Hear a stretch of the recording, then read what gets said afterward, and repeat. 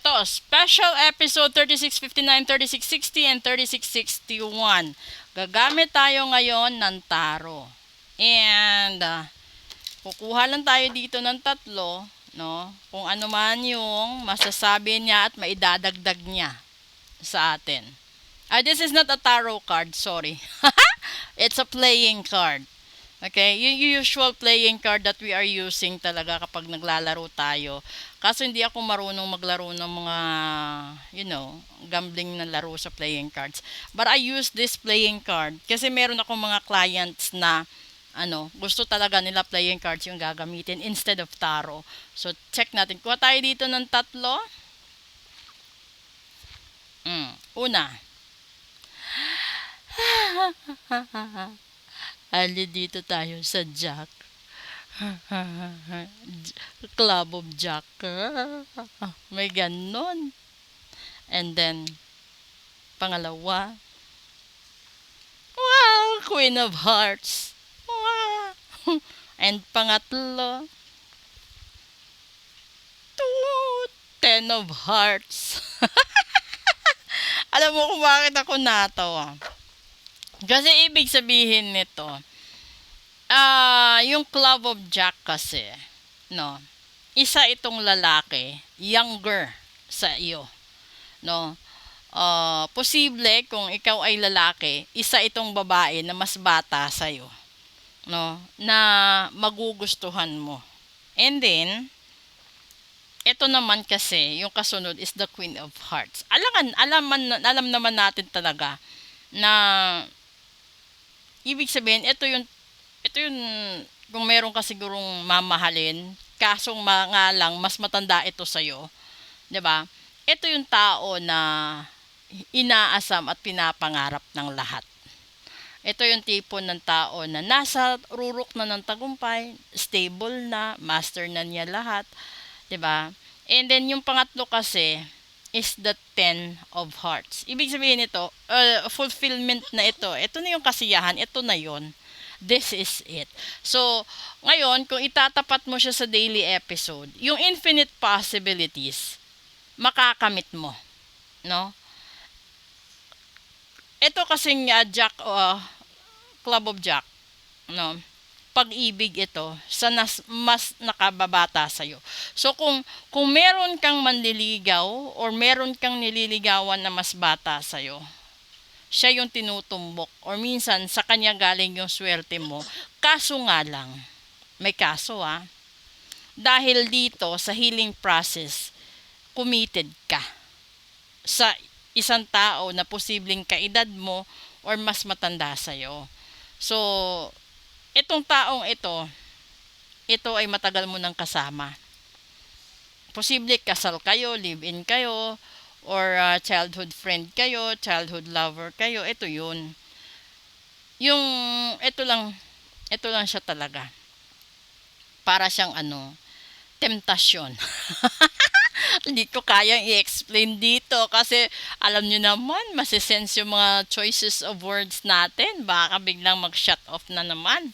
Okay? So, siguro yung pinakamaganda ditong payo, no?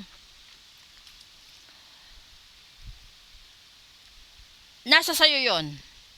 Kung susundin mo ang dikta ng pagkakataon, which is the Club of Jack, or yung Queen of Hearts natin, at saka Ten of Hearts, di ba?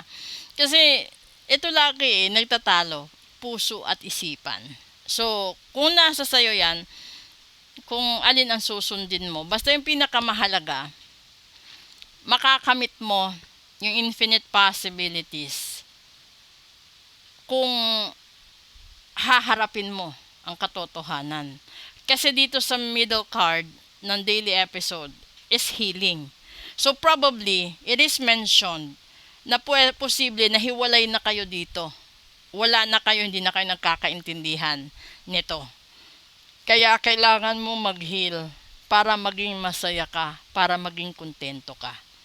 Ganun naman talaga. Pero bago ka makapag-heal, dadaan ka sa matinding pagod, hirap, ilang gabing walang tulog, walang ganang kumain, sa ganun. Kasi hindi mo naman kasalanan kung nagmahal ka, no? Never naging kasalanan yun. Yung kasalanan na siguro minsan, nagmahal ka sa maling tao, sa maling panahon, sa maling pagkakataon, at sa maling paraan. Kasi, hindi naman po pwede na habang buhay kayong tawag na to, yung nakatago, or hindi naman nakatago, or nakalihim lang, 'di ba? Pero meron naman kasi sadyang pinaghiwalay ng panahon para matuto, and then makalipas ang ilang taon, bibigyan din sila ng pagkakataon ulit ni universe na makipagbalikan para siguro by that time lahat kayo natuto na, lahat kayo nag-mature na, and then siguro stable na, kasi kalimitan kung titignan natin dito, it was never mentioned na involve ang pera. So ibig sabihin, relasyon ito.